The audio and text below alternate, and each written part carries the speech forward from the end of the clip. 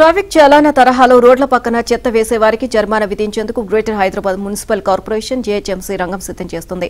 వాహనాల నెంబర్ల ఆధారంగా సంబంధిత వ్యక్తుల ఇంటికి జరిమానా వివరాలు పంపనున్నారు. నడుచుకుంటూ వచ్చి చెత్త పారబోసేవారికి చాలానా వేయనున్నారు. ఇందుకోసం ప్రత్యేక మొబైల్ యాప్ను బల్దియా ఐటీ విభాగం రూపొందిస్తోంది. ఇక డిసెంబర్ 1 నుంచి దీన్ని అందుబాటులోకి తేనున్నారు.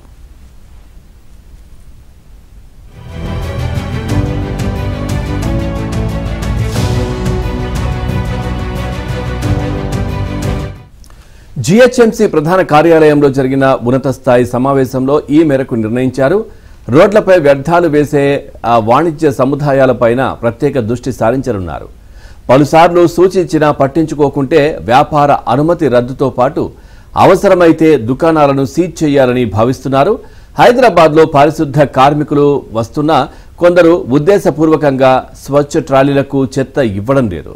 భార్యాభర్తలు ఉద్యోగులైతే పనులకు వెళ్లే కుటుంబాల వారు బ్యాచిలర్లది ఇదే తీరు. బస్తీలు మురికివాడల్లోనూ ఇంతే. వీరంతా వ్యర్థాలను రోడ్లపై వేస్తున్నారు. దీనిని నివారించేందుకు కార్మికులను సాయంత్రం వరకు కాపలా ఉంచితే అర్ధరాత్రి తర్వాత పారబోస్తున్నారు.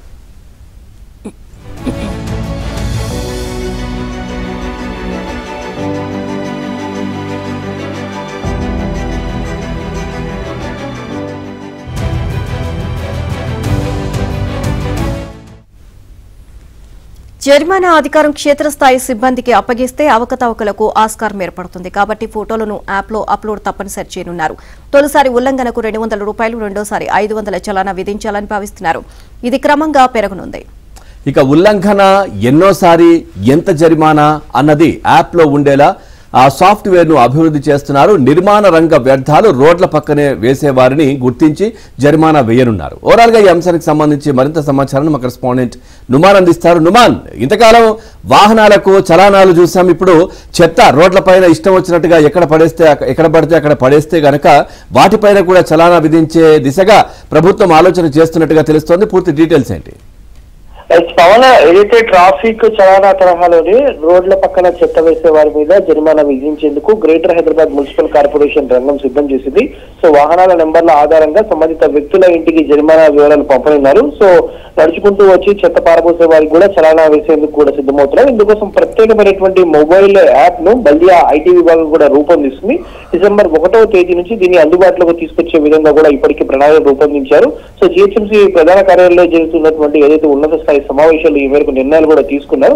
సో రోడ్లపై వ్యర్థాలు వేసేటటువంటి వాణిజ్య సముదాయాలపైన కూడా ప్రత్యేకంగా దృష్టి సారించినారు. సో పలుమార్లు సూచించినా కూడా పట్టించుకోకుండా వ్యాపార అనుమతి రద్దు చేసే విధంగా కూడా వారి లైసెన్సులు సీజ్ చేయాలని కూడా ఇటు జీహెచ్ఎంసీ భావిస్తున్నటువంటి పరిస్థితి. సో గ్రేటర్ హైదరాబాద్ లో ఉన్నటువంటి ఏదైతే జీవీపీ వద్ద ఇప్పటికే సీసీ కెమెరాలు కూడా ఏర్పాటు చేశారు. సో వీటి ఫుటేజ్ ఆధారంగా చెత్త వేసే వారికి వాహనాల నెంబర్లు గుర్తిస్తారు. సో ముఖ్యంగా ఏదైతే శానిటరీ ఫీల్డ్ లో అసిస్టెంట్లు కానివ్వండి, జవాన్లు కానివ్వండి, మొబైల్ వినియోగం మీద కూడా ఏదైతే ఈ యాప్ వినియోగం మీద కూడా ఆ పారిశుద్ధ కార్మికులకు కూడా బాధ్యతలు అప్పగిస్తారంటూ కూడా ఇప్పటికే జీహెచ్ఎంసీ అధికారులు కూడా చెప్తున్నారు. సో క్షేత్ర స్థాయిలో సిబ్బంది అప్పగిస్తే అవకతవకలకు ఆస్కారం ఉంటుంది. కాబట్టి ఏదైతే ఫోటోలను యాప్ లో అప్లోడ్ చేసే విధంగా కూడా ప్రత్యేకంగా యాప్ లో రూపొందించారు. సో తొలిసారిగా ఉల్లంఘిస్తే మాత్రం 200, రెండోసారి ఉల్లంఘిస్తే 500 చలానా విధించాలని కూడా ఇటు జీహెచ్ఎంసీ భావిస్తుంది.